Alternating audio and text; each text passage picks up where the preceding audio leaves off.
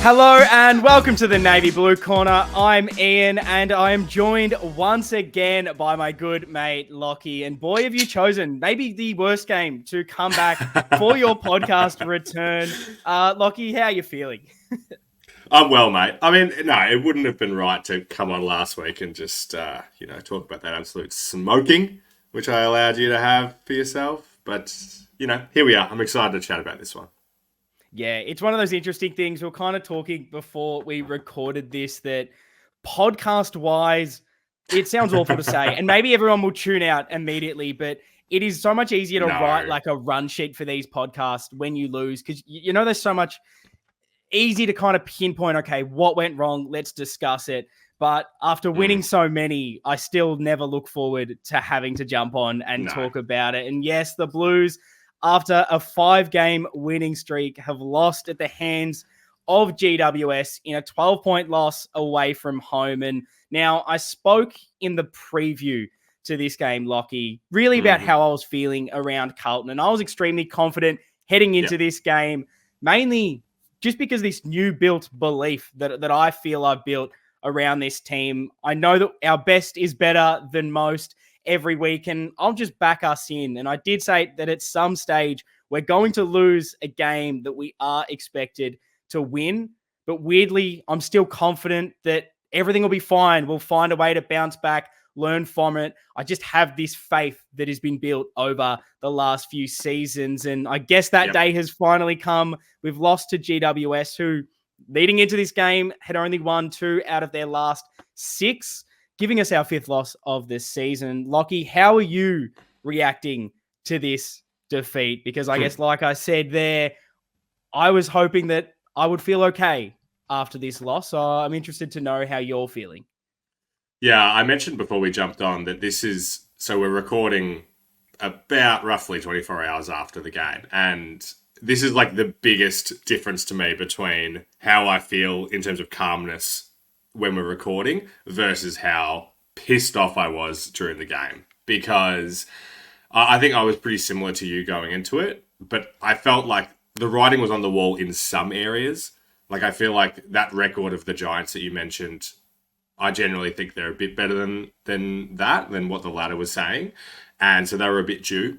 And at the end of the day, maybe we were going to come to that stage where we were due as well, like you mentioned, for a loss at some stage. So that's there's a few of those things have brought my calmness now. But I was texting you in that third quarter, and I was just in shock. I suppose that was the thing. In so much shock of what happened, because at quarter time we were sitting there being like, "Wow, we've just put 50 points on in a quarter. We are winning the flag." And then to get our pants pulled down for the next 2 quarters, that got the emotions going. And I mean, that's going to be the interesting thing, I think, through this review, because for those listening, I was unfortunately out on Saturday night. So it was one of the first games in a very long time that I wasn't watching live. I was more seeing the updates, checking the phone to check the scores throughout the night, and not watching it live. You definitely feel a different connection to it all. Seeing the score at quarter time going, oh, okay, we've kicked a ridiculous amount of goals to start the game, up and about. Yep. This is probably just going to be one of those games we sort of stroll in. I won't have to be stressed and checking the phone every 5 minutes. Checked it about half an hour later, halftime, no good. We've completely lost it. What's going on? So I was trying to message everyone possible asking what on earth has happened. And I had the pleasure of having to watch that back this morning for the first time. And it is one of those weird feelings where, having not watched every moment, reacted to it in the heat of the battle, I'm probably not as upset at how it all played out, but I can imagine just how bad it would have been at that moment. And I guess before we get into all the details of it, is this a bit of a game that you're maybe able to give that benefit of a doubt around the loss, because we've had such tremendous form from that Sydney loss till now?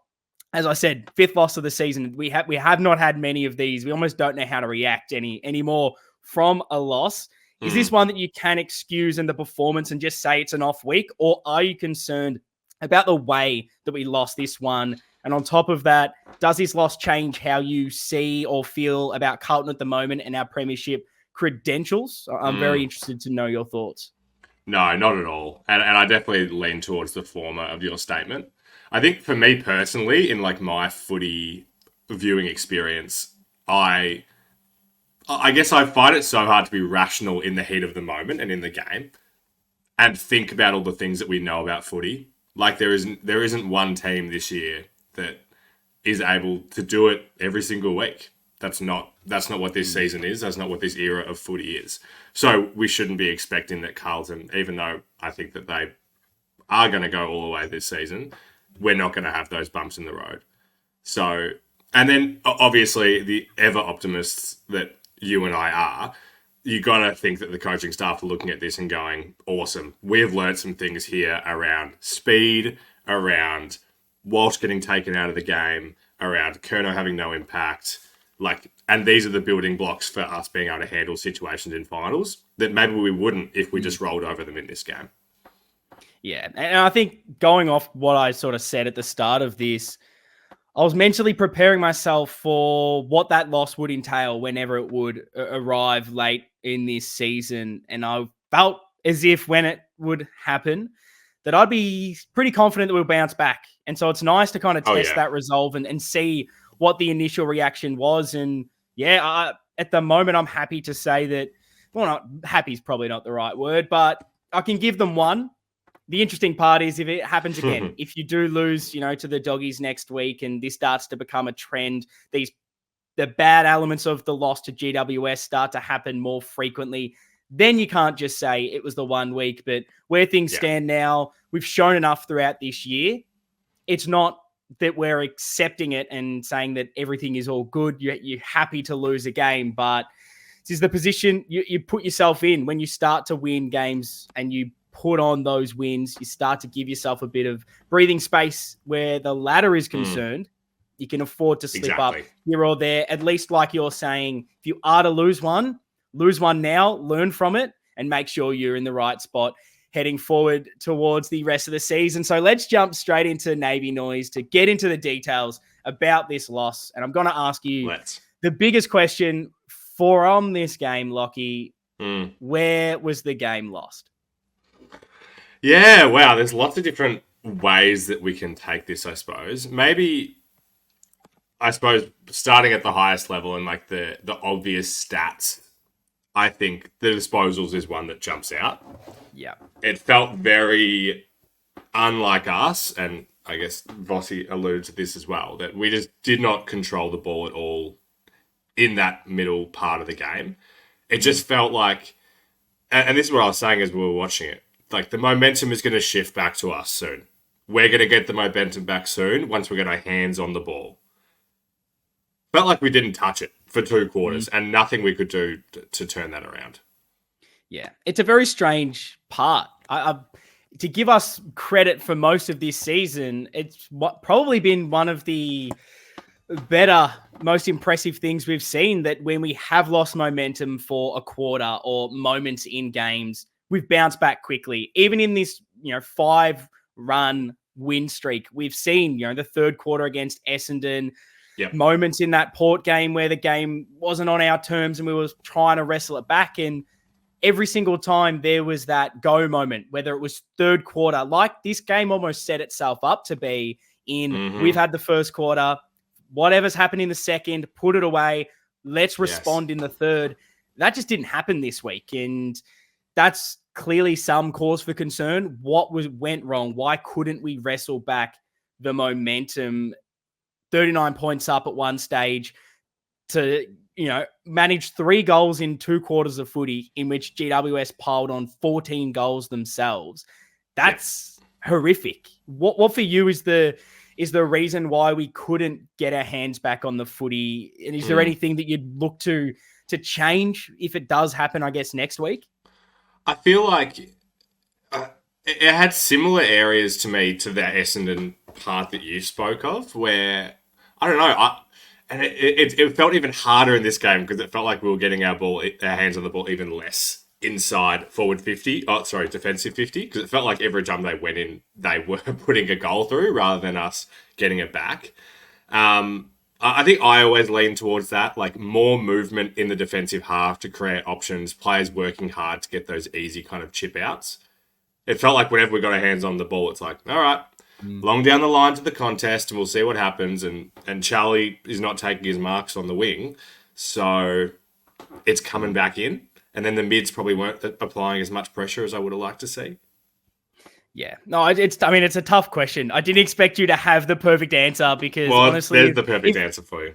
Well, it pretty much was, and maybe you should be in the coach's box next week, Lockie, because it was something that there's been stages. We've lost momentum, and almost every single time we've just slowed games down. We've taken those short options, but we just couldn't deal with GWS's pressure. No. Not only that, but we couldn't form any ourselves, and that was one of my sort of biggest takeaways from this game, because I think in the preview I was talking about how big pressure was as far as the key to winning. If I could put it on one thing, it's that tackle pressure, because thought we can match them, if not beat them in the contest. We were ranked number 1 contested side. They're number 2. We should beat them in the clearances. We were ranked 1st in center clearances to their 11, 5th to their 7th in stoppage clearances.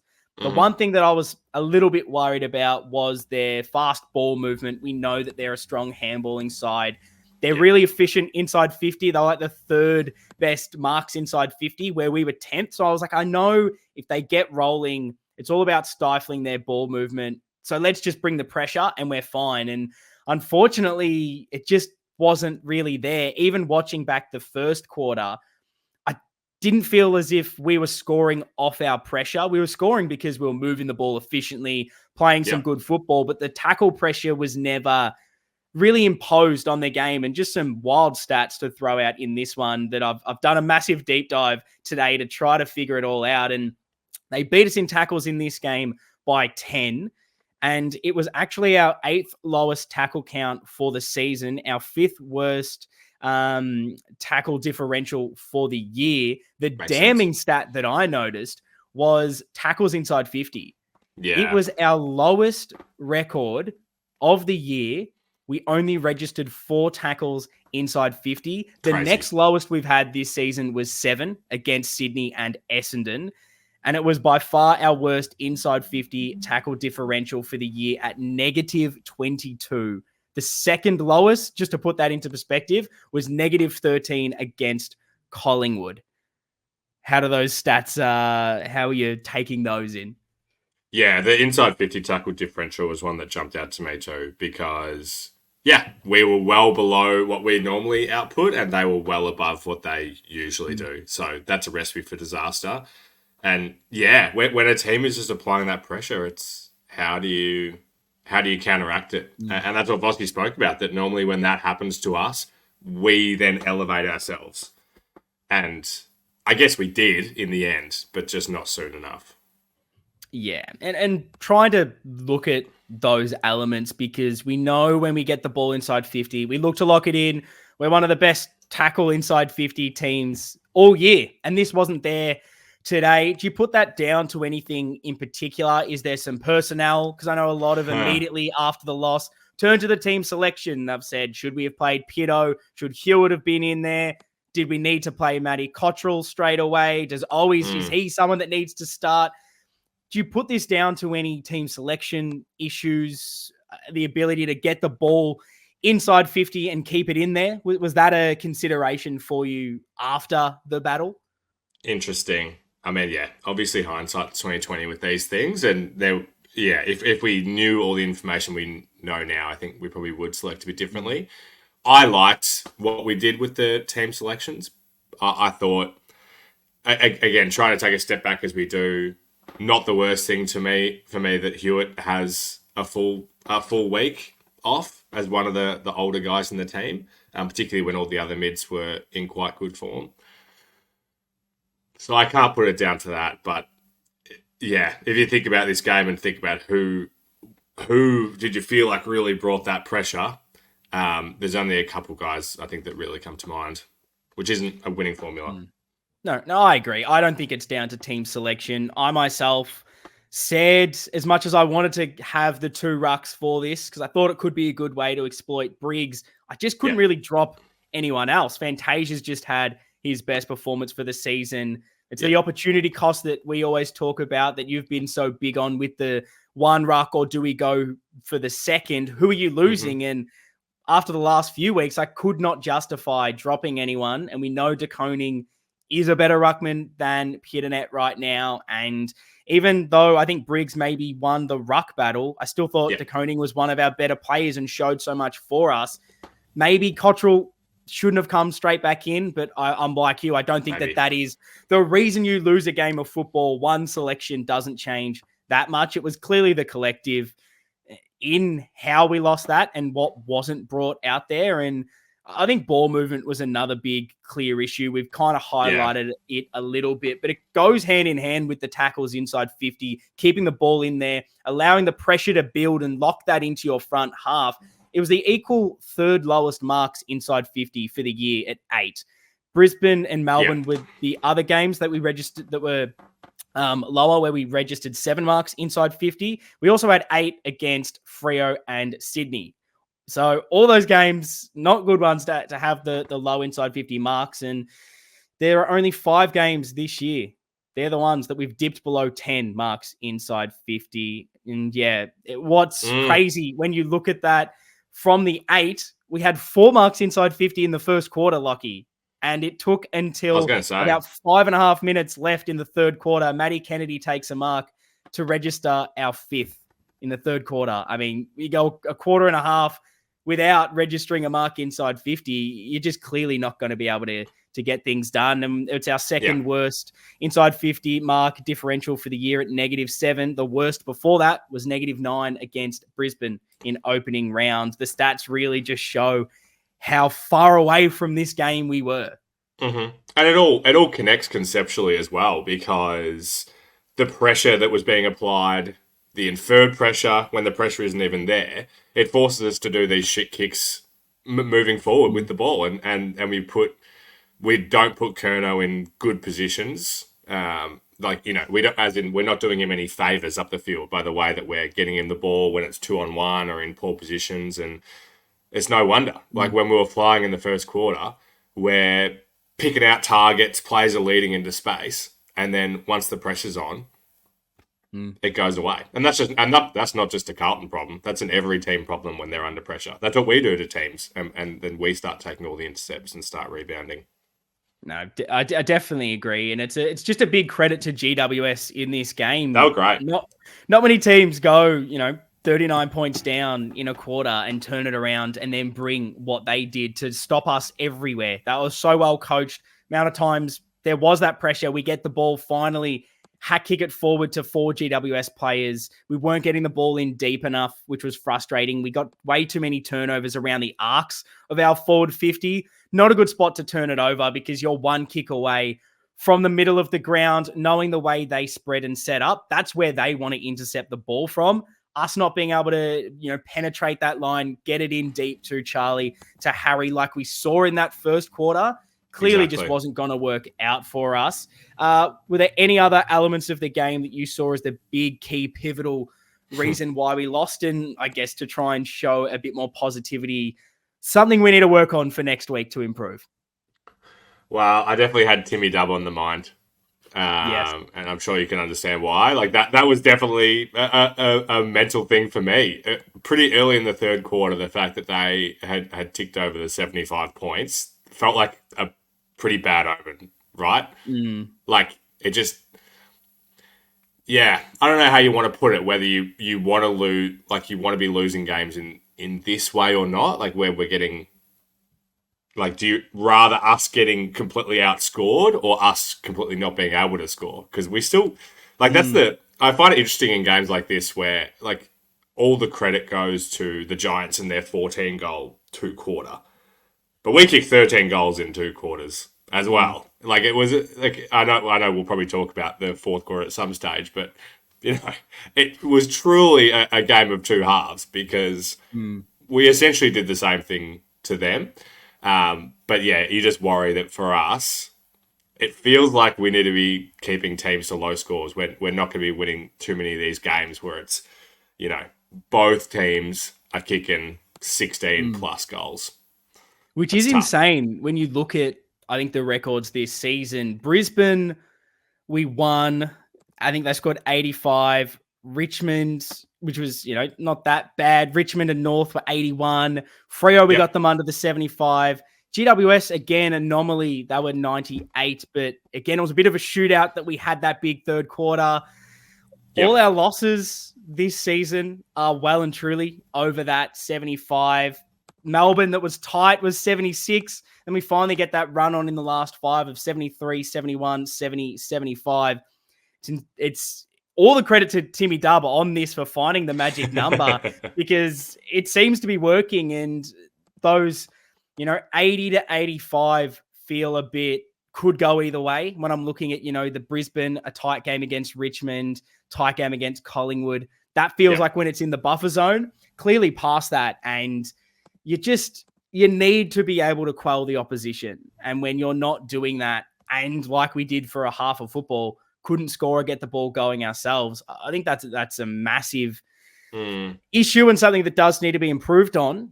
The good part of this is it's taken 5 or 6 rounds for us to have that loss, to have that really poor performance. We've only had those 5 losses for the season. So clearly it's not happening that frequently. We've just got to find better ways to turn around that momentum and fix that for ourselves. And probably the last thing for me where I felt the big turning point of the game was really just the midfield and the way we battled in that performance. So I'm interested to know how you think we went in there. And if you're watching this right now on YouTube, let me know your thoughts to everything. Where was this game lost? What needs to be improved on for next week? If you're listening in audio form, hit us up on the socials at Navy Blue Corner. Links are in the description, in the show notes, only a click away. And basically, I'm just going to throw some more stats at you, Lockie, because that's the research I did this week on this game. Spent a lot of time going through it. And this is the 3rd time this year that we've lost the contested possession differential. We've lost contested possessions. We lost them Richmond game round 1, which feels a bit of an anomaly, and the Sydney loss. And obviously this GWS one here, and it was the 2nd worst differential of the year at -9. Richmond's was -11. How important seeing that and knowing probably this loss and the Sydney loss feel like the worst ones of the season. Every other loss, you could probably argue, should have or could have gone our way. How vital now is winning contested possessions for us? Well, I think it's a good thing, I guess, that the club and the team know that. Like, that's been the focus ever since Voss came in. So we know that we need to be winning that in order to be on top. I think the interesting part about the midfield, I'm still coming to terms with how I feel the midfield works best, particularly since Chera came back in. I'm interested to hear your thoughts because obviously the whole league right now is learning about how to adapt with the taggers and with their systems changing when players aren't having the impact that they normally do. And so that's, I guess, what we're going through now. If Walsh isn't going to have the impact that he does, how are we going to adapt? And I feel like Chera did not step up how he could have. Or probably should have is probably the better word because, you just need your 3rd guy to lift in these situations. And we didn't get that. That's funny. That was genuinely going to be my question to you. So it's a tough one to answer. And it's weird. Is our best midfield not Chera? I know that might be a crazy thing to think about, but I don't the think it's best we've crazy. seen our midfield this year has been Cripps, Walsh, Kennedy, and Hewitt. Chera's been out injured when we've probably played our best football this year. I know he's still building, coming back from the injury, played about 3 quarters last week. He was fine in patches this week, but I don't know. Clearly the midfield doesn't look 100% with how he's playing right now. So does he need a little bit more time before being thrown straight in? Are we, and this is maybe a ridiculous thing, it's easy to say after a loss, but should we be making Chera have to earn his position when guys like Hewitt, Kennedy are playing good football and he, in 2 games so far, has not hit the quality that I've seen of those 2 right now? I agree in the fact that I think Chera should be in there as far as talent and what I think the best Absolutely. midfield mix is, with a bit more pace, a bit more better ball use, I think you could say. But the evidence is there. That's 2 weeks that Chera's kind of done nothing, and we've been beaten around the ball in big parts of the game. Is he pacey? I'd say he's pacier than Hewitt, if that's anything.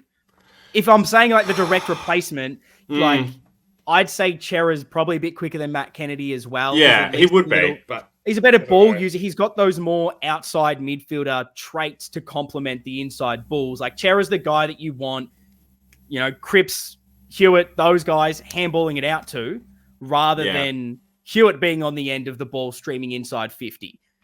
But right now on form, it doesn't. I don't know if that's the right method, considering contested possessions are so big for us. Do we need to go down this beasts and midfield bulls around that contest, and then allow those other elements like your Hollandses to float around to be those connectors? I'm not sure what the right mix is right now, and I also don't want to overreact too much after a loss and knowing that Chera is still trying to get some form after a bit of a long layoff. But in saying that, questions do need to be raised when you are seeing this. And we've got a guy like George Hewitt, who is probably been our second or third best midfielder all year, not playing right now. Yeah, for sure. I like what you said then. I mean, with Hewitt, I'm trying to break down some of these preconceived things I have from previous years in my head, because I think Hewitt generally has been using the ball inside 50 well in recent times, a lot better than I felt in maybe the last couple of seasons. And Chera, I felt like this since he's returned, to be honest, not just this game. And the part that I struggle with in making an argument here is that I do not have a good solution of where I'd put him if he wasn't a proper CBA mid. Because right now, I want Elijah to be getting more midfield time than him, personally. Yeah. But then I don't know where I'm putting him. So I can't make a good argument on it until I have that answer. Yeah. It's a tough thing of trying to find the right balance. And it's a good problem to have, that we kind of can shift things around quite a lot. What I find interesting is the blend with like the one ruckman versus the two. Obviously, if we're playing the two ruckman, I believe you cannot play both of Kennedy and Hewitt in the same team. However, if you've only got De Koning in there, I think you can almost afford to have the two, knowing Kennedy sometimes plays a little bit of ruck and trying to almost get the best of both worlds. What you've lost with not having Pitt in there, that big, strong body around the contest, Hewitt can kind of add up for that. But I think right now Kennedy's playing a lot better footy. He's a bit more versatile. I definitely don't want to be dropping him. No. So, trying to find that right midfield mix at the moment is a bit of a challenge. But again, I don't want to overreact, because it still looked pretty good the last month or so. Yeah. So it's one game. We could play this exact same team, line them up next week against the Dogs, win by 60 points, and we're not having this conversation for the rest of the year. That's how quick things can change. It's true. Like you said, this is a good situation to be in. We have options to play around with. We'll see how they play out. Yeah. So I guess I'll throw you a little question off the back of that we maybe didn't touch on. They stifled Walsh's influence on that game quite a lot. Bedford played really, really strongly. Same thing happened when we played another New South Wales team in Sydney. They did a really good tagging job on Walsh and kind of stopped our midfield's impact. Twice I've really noticed it, that they have gone the tag. Twice it's worked and stopped us. How do we overcome this, Lockie? Well, that's the reason why the tag is so effective right now, or why it's so broadly used, because it's pretty hard to adapt, because teams seemingly at the moment, have such designed structure of how they want to do things, that if you take out a key cog, then it's extremely hard. This is a question I definitely don't have the answer to. The obvious things that people or that teams do is try the tagged player in a different spot. Not sure if I necessarily love that. Or try and elevate other players into the role of that tagged player, which is also hard, because I don't know how we would necessarily do that. Yeah. I mean, I don't have the perfect answer for it either.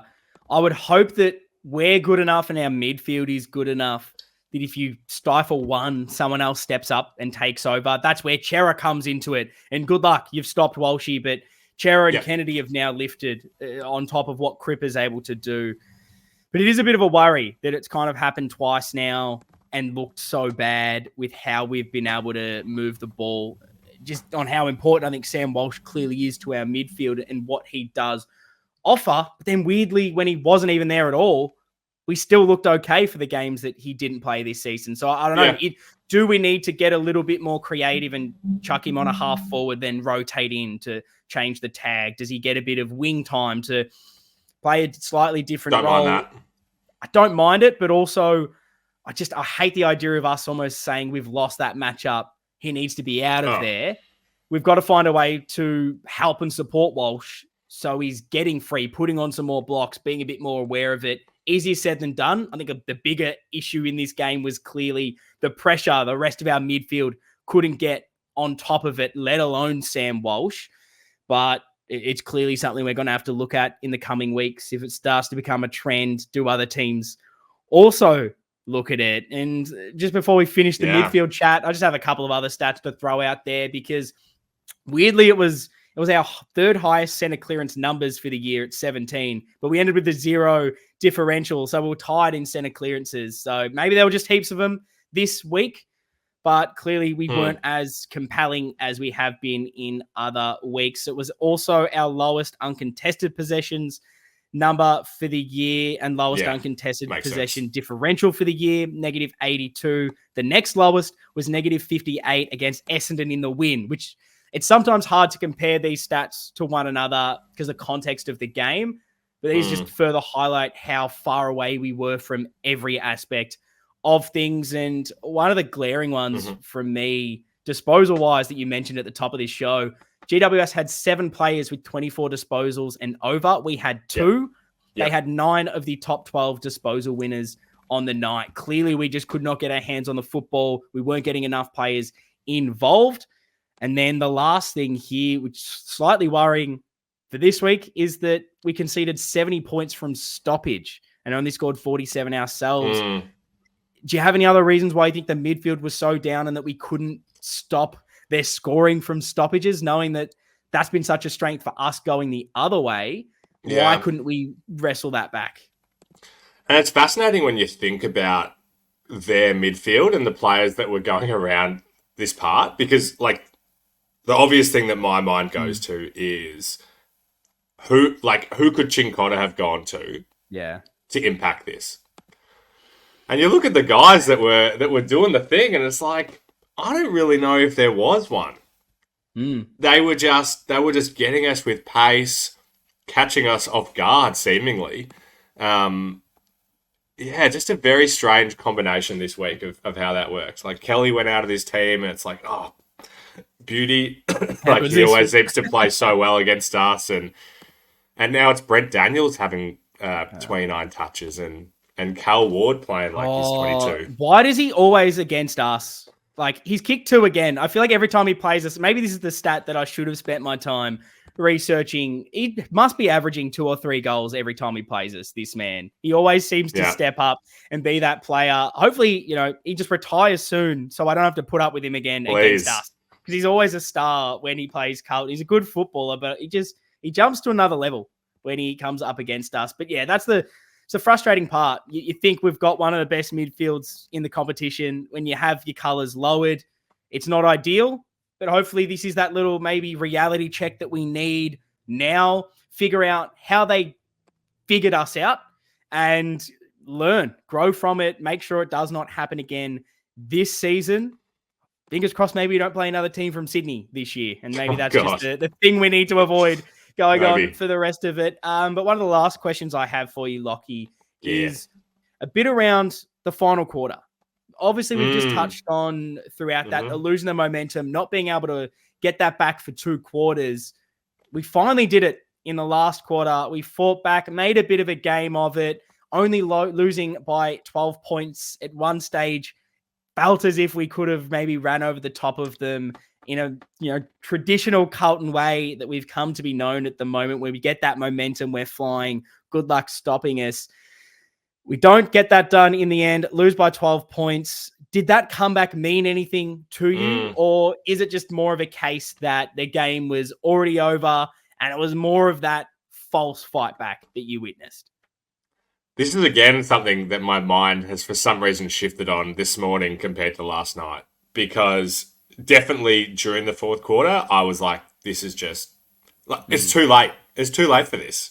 Like, yeah, maybe we will even come over the top and win, but it's because the foot's been taken off the pedal.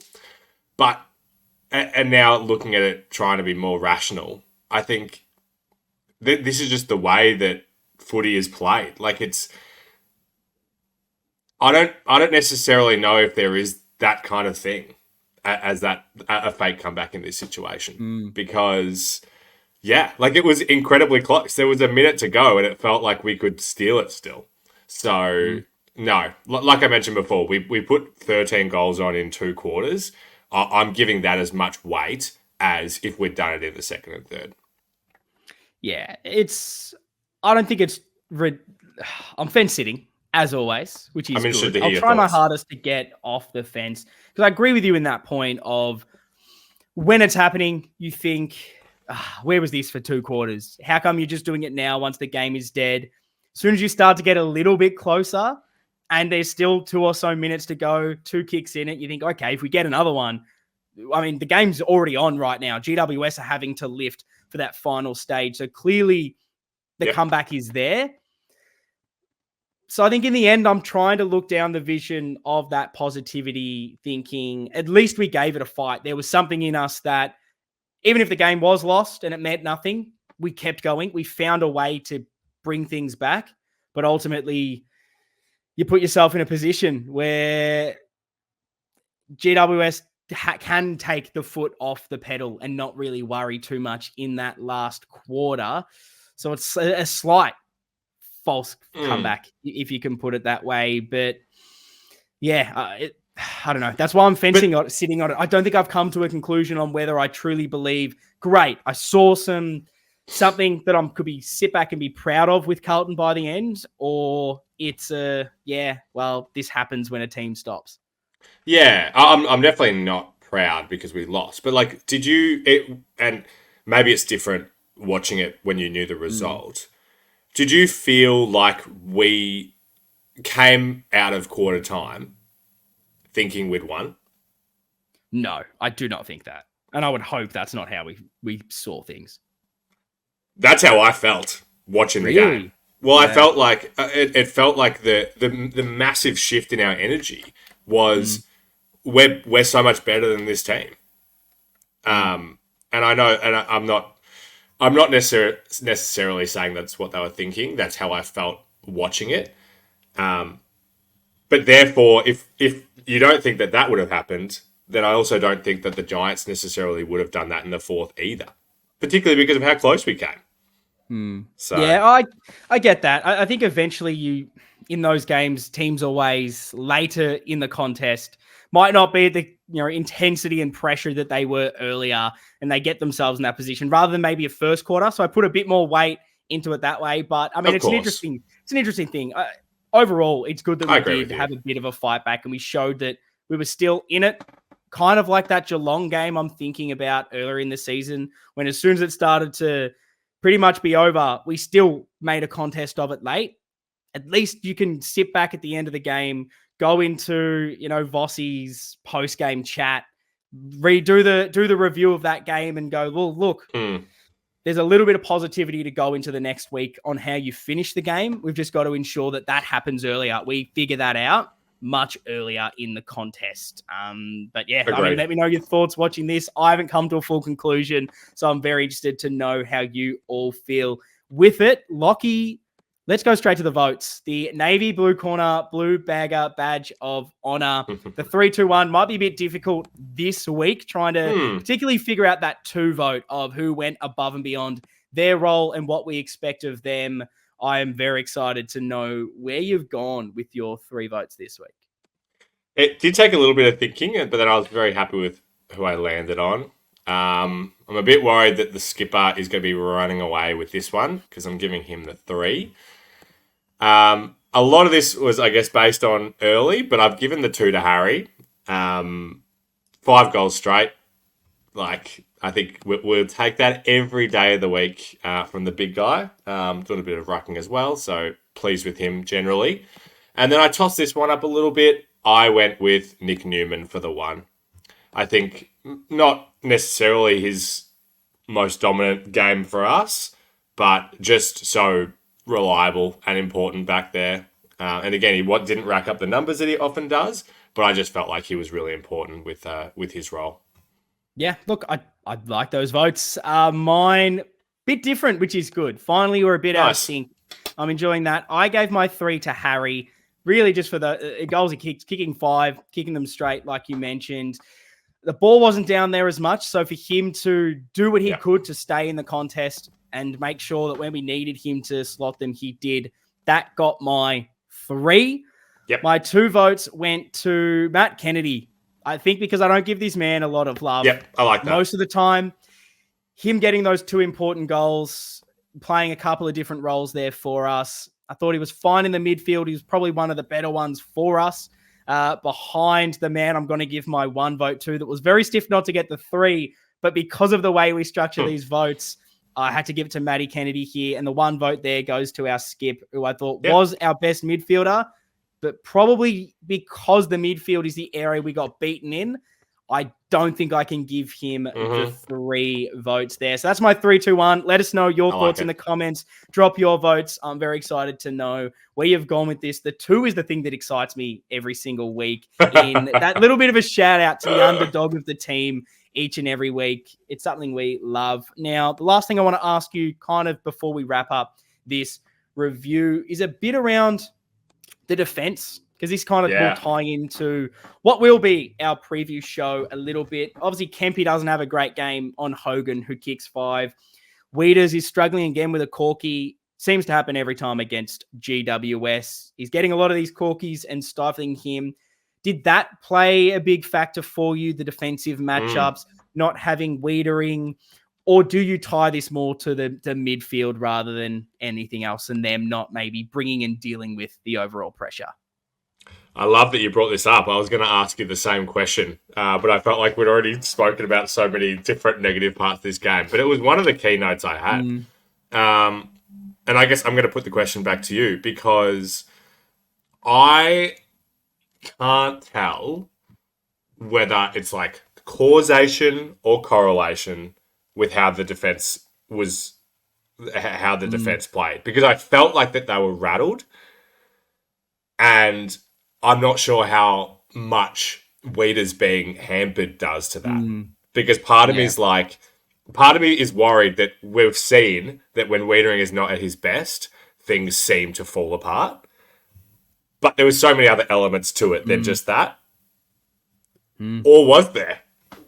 Well, we often say it doesn't all come down to one player, but every time you seem to look at games without Wiedering, that's what I'm saying, without a leg, it seems that the defense kind of does go to shit. And I know further up the ground, if the midfield and the forwards have that pressure, sort that out, the ball doesn't come in as hot. But I agree with you. When it came in, they felt like they weren't structured. GWS were finding so many easy short kicks everywhere, and especially down deep. If Kempy is struggling on Hogan, you probably make that move, or you at least find ways to get Wiedering over to cover. Now that he's hampered, not able to do that, it's not going to, help the situation. So I don't think it was everything in that game. It certainly doesn't help, but it is a bit of a watch this space. If there are games that you see Wiedering get another corky, get another knock, or we rest him or manage him for a game, and this continues to happen, it's an interesting point to finish off the episode. I mean, that's an interesting point, again, that you've raised there, is whether they do, at some stage, give him a week to just try and get it right. I don't know. That's a scary thought, but it feels like now he is the most important player to this team. I think so. Well, that's going to wrap up this GWS review. It's not a good one to review a loss, but at least we've got plenty to take from it, plenty to learn, and we bounce back again. We've got the doggies this week. We'll be back for a preview episode over at Blue Abroad on YouTube, 8 p.m. this Wednesday. And of course, wherever you listen to the podcast, you'll find it there. Not a great game this week. We've talked about a lot of negatives, but I'm sure we'll bounce back and there'll be plenty of positives next week. Up the bloody baggers. See you guys next time.